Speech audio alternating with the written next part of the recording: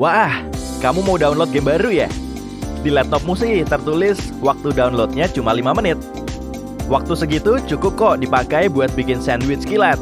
Saat kamu kembali ke depan laptop, waktu downloadnya malah molor sampai 40 menit. Ya udah, kamu bisa ngajak anak bulmu jalan-jalan bentar tuh. Tapi kok laptopmu malah menginstruksikanmu untuk nunggu sejam lagi? Kamu langsung bersih-bersih rumah, pergi hiking, menamatkan kuliah ilmu roketmu, terbang ke Mars, dan setelah kamu kembali, aduh, kok masih sisa 5%? Saat kamu memberi tugas, komputermu akan membuat rencana dan memperhitungkan waktu penyelesaiannya. Simpel aja sih, progress bar akan berjalan mulus saat satu tugas perlu diselesaikan. Misalnya, saat kamu nonton video, maka tugasnya cuma muter videonya, kecuali kalau kamu menjedanya atau kebetulan mati listrik. Di luar itu, tugas komputer akan selesai sesuai dengan progress bar yang ditampilkan. Tapi kadang ada juga kendalanya. Waktu yang diperlukan untuk download file dari internet akan bervariasi, tergantung pada keandalan gadget dan kecepatan internetnya. Kecepatan dekompresi file yang baru di-download juga beda-beda loh, tergantung pada prosesornya. Gak cuma itu, kecepatan komputer saat menyimpan, membaca, dan menghapus file ditentukan oleh kecepatan disk dan susunannya. Saat mendownload file, kamu perlu ngutak-ngatik pengaturan sistemnya ya. Sistem operasimu bisa mempengaruhi kecepatan proses download loh.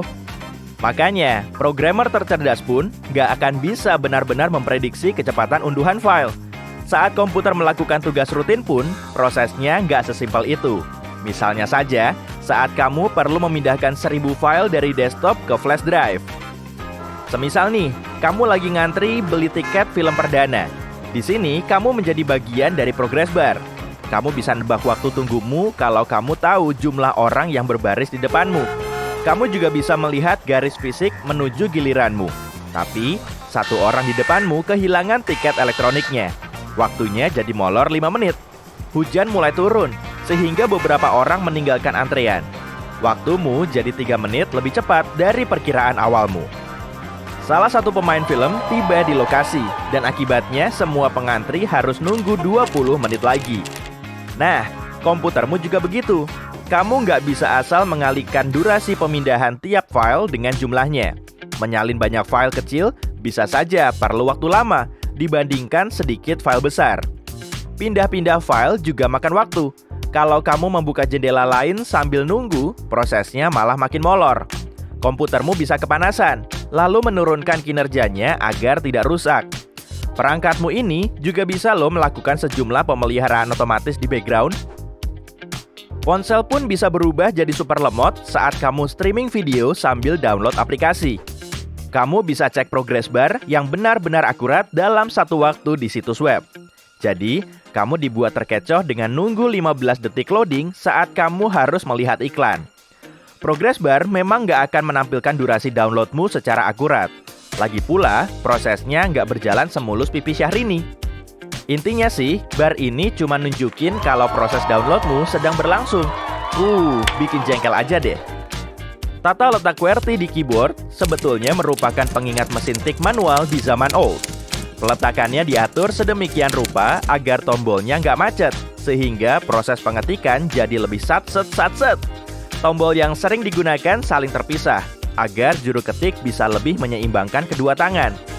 Kalau ngetikmu cuma pakai satu tangan, kemungkinan besar kamu akan mengulang-ulang huruf atau malah salah ketik. Kamu bisa ngetik lebih banyak kata dengan tangan kiri daripada tangan kanan.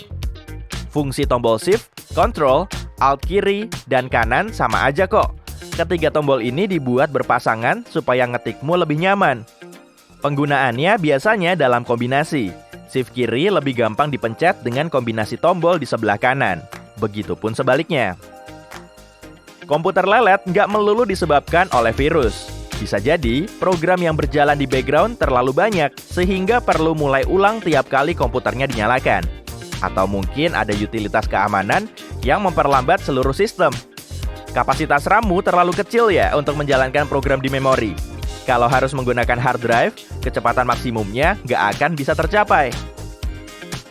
Kalau komputermu terus-menerus restart sendiri, kemungkinan perangkat kerasnya bermasalah. Ada serangan malware, drivernya bermasalah, masalah pembaruan, debu yang nyangkut di prosesor, dan lain-lain. Coba deh, nonaktifkan dulu fitur mulai ulang otomatis. Kalau masalahnya baru saja terjadi, install ulang pembaruan sistem terbaru. Bisa aja kan kamu salah install? Perbarui driver sistem secara otomatis. Cabut perangkat eksternal seperti printer, headphone, mouse, dan drive USB. Kemudian, sambungkan lagi satu persatu.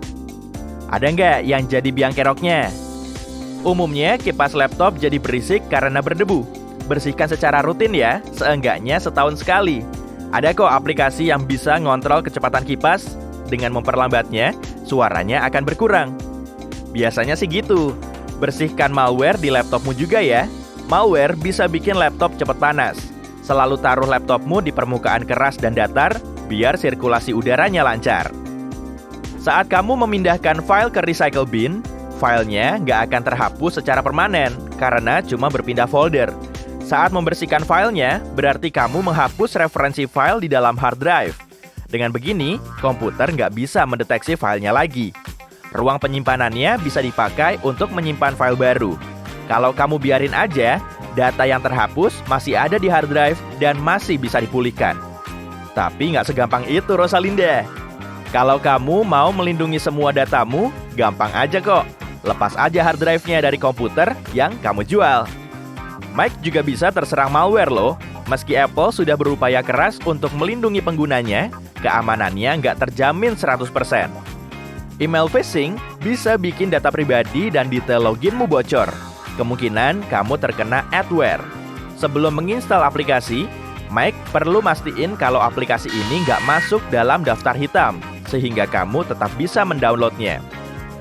Di Windows generasi terbaru, kamu bisa loh langsung melepas USB flash drive karena versi ini punya pengaturan defaultnya. Pengaturan ini bisa mencegah sistem terus-terusan melakukan penulisan ke flash drive. Begitupun dengan Mac. Jangan cabut drive saat kamu lagi nyalin file atau beberapa milidetik setelahnya.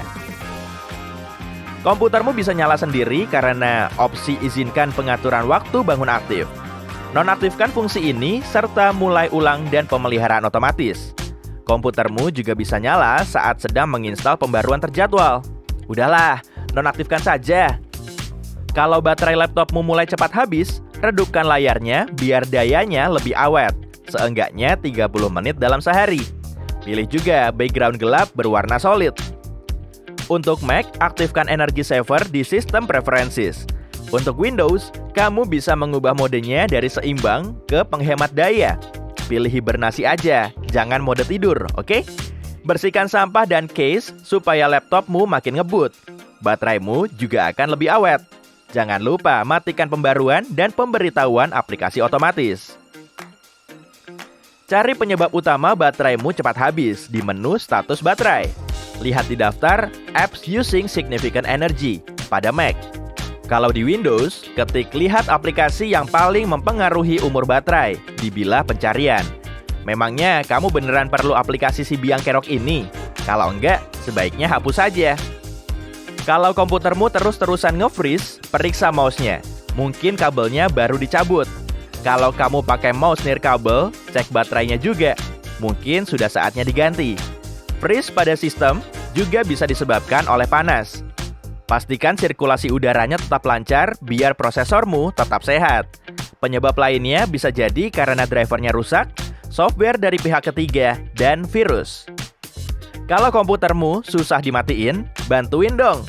Tutup semua program yang sedang aktif. Satu aplikasi saja bisa loh memperlama prosesnya sampai 20 menit. Jalankan software antivirus. Hapus file lama dan file internet sementara untuk membersihkan memori. Pasang tool pembersih untuk menghapus file rusak dari database registry. Beres juga tuh.